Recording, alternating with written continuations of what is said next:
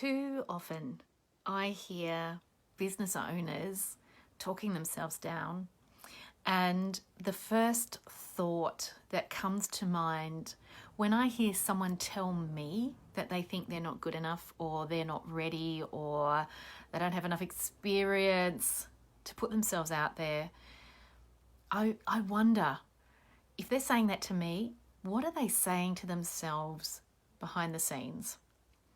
So when you listen to these little inner chatter voices that are talking yourself down, this really is what self-esteem, low self-esteem is about. It's the way we talk to ourselves, and it's based on beliefs we have about ourselves. Now, they can come from any number of places. It might be that you had a childhood that led you to absorb messages, dodgy messages about yourself. It might be that you had some trauma as a kid. It might be that you were negatively compared against a sibling or a classmate. It can be any number of reasons. Going back to childhood is one thing. But you know what I find more commonly is current negative comparisons with peers. So no matter what profession you're in, no matter what business field you're in, comparing yourself negatively against somebody else is not going to serve you. Now, you might be kidding yourself and telling yourself that you're using this as a benchmark. You're using this as a yardstick.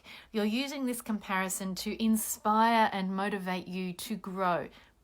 Bullshit. You are comparing yourself against somebody else that you believe is better than you, and that you believe you don't measure up to. Stop it. You need to stop it, because it doesn't help you. It keeps you ground down. It keeps you feeling less than. It keeps you in a place where you don't feel that you're justified to sit.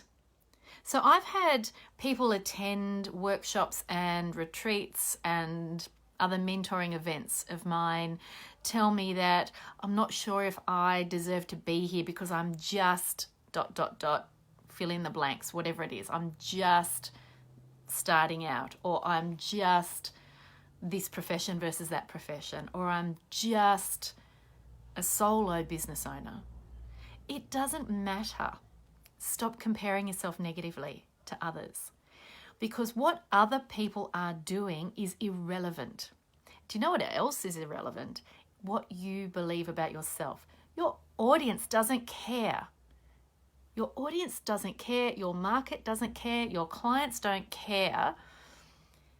If your message is valid, if you have something to share, if you have some information that might help people, they don't care if you're anxious about that, about passing that message on. They don't care if you don't feel justified to open your mouth and share that information. What they care about is, thank God somebody has shared this information that I didn't know about before. So it's a little bit like, you know, when you're in a classroom at school or at university or in a workshop perhaps, and somebody has the courage to put their hand up and ask a question, and you're sitting there and you're thinking, I'm so glad they asked that because I didn't know that either. This happens all the time. So stop making decisions that limit the reach of the information that you've got to share. Because when you do that, you're limiting the growth of your business. You're limiting the growth of yourself as a business owner. You really need to put that stuff in your back pocket or tuck it behind your ear and ignore that negative self-chatter. What I really want you to be focusing on is making some conscious decisions about how much of this stuff you allow to influence you. So you get to choose whether or not to listen to and believe the negative self-talk that can go on in here. Now, we all have it. I have days where I feel like, oh God, I suck at this, or I'm not as good as so-and-so, or my follower numbers aren't growing fast enough, whatever that means in the world. nothing. We all have days where we feel less than. We all have those nights where we can't sleep and we've got those little cogs whirring away telling us we're not good enough. We all are vulnerable to that stuff, but we get to choose whether or not we listen to it. We get to choose whether or not we turn the volume up by paying attention to it, or turn the volume down by using some skills, some strategies to move past that negative stuff. So the top 3 strategies that I use to move past the negative self-talk that might pop into my mind. I'm really vulnerable to that when I'm tired or a bit run down. So I've come to learn the strategies that work for me, and I'm holding up 3 fingers because there's 3 of them that I use most often. I've come to learn and get really practiced at using 3 key strategies for getting past that negative self-talk, but I've also come to recognize that negative self-talk, when it pops in, is actually a sign that I'm tired or a sign that I'm run down, and I need to pay attention to my self-care. So the first thing I do is when I catch myself stuck in that negative loop of negative self-talk, I'm not good enough, or there might be some scarcity-driven stuff. How am I going to achieve all these things? I don't have enough time. Or how am I going to do all these things? I don't have enough money, or whatever it might be. Whatever that negative stuff is, when I notice it, when I catch it, I tell myself to stop. Simple, right?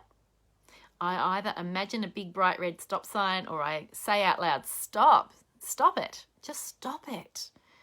And then I will do something to distract myself. So if I'm trying to sleep and I've got this negative track going on in here and it's keeping me awake, I will consciously make a decision to not engage with those thoughts. So that's step number 1, make a decision to not engage.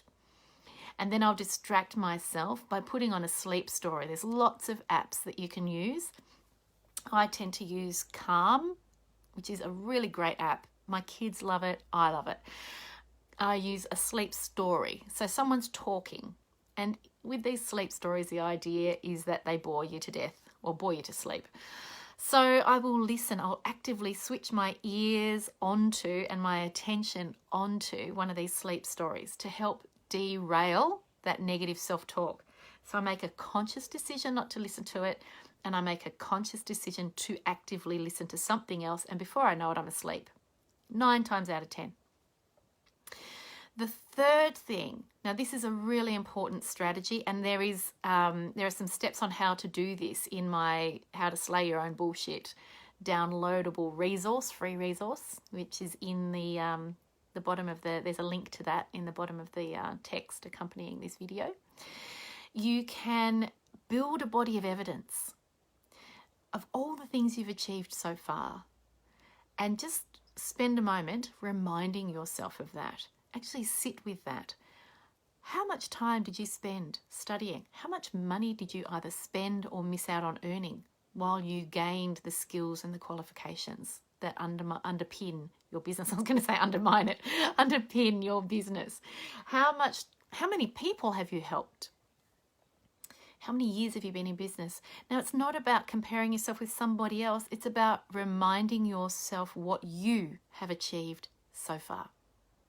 And that's really, really important, because when we're stuck in that negative, low self-esteem place, we underestimate what we've achieved so far, and we overestimate what others are doing and the power and importance of what others are doing. So I want you making conscious decisions. Be an informed consumer of your own thoughts. Stop letting that negative self-talk, that low self-esteem chatter prevent you from taking steps forward in your business.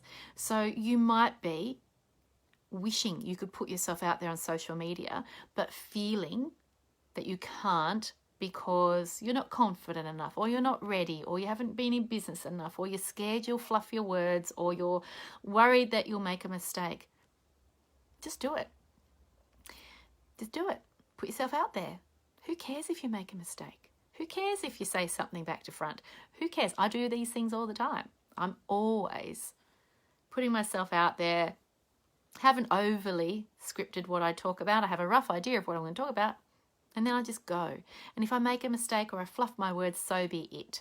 I'm sure you've seen several of my videos with the automatic captions that I may have not gotten around to correcting, that have some very interesting things to say compared to what words actually come out of my mouth. Imperfect action is better than no action at all. So do not let your self-esteem get in the way of your growth as a business owner, because you will grow in confidence and in courage the more action you take. Don't let your self-esteem stop you from doing that. Don't let your self-esteem get in the way of strategic business decisions, such as marketing activities like using social media, because you're nervous or scared or don't believe in yourself. If you're struggling, if you're feeling hampered or limited by your self-esteem issues, get some help. Find a business coach or a business mentor or a therapist, somebody that you can talk to who's going to help you build some skills and strategies to overcome that barrier. Meanwhile, there's a downloadable that you can have for free that will help you. Have a great day. And to my friends in America, happy Thanksgiving. I am grateful for all of you.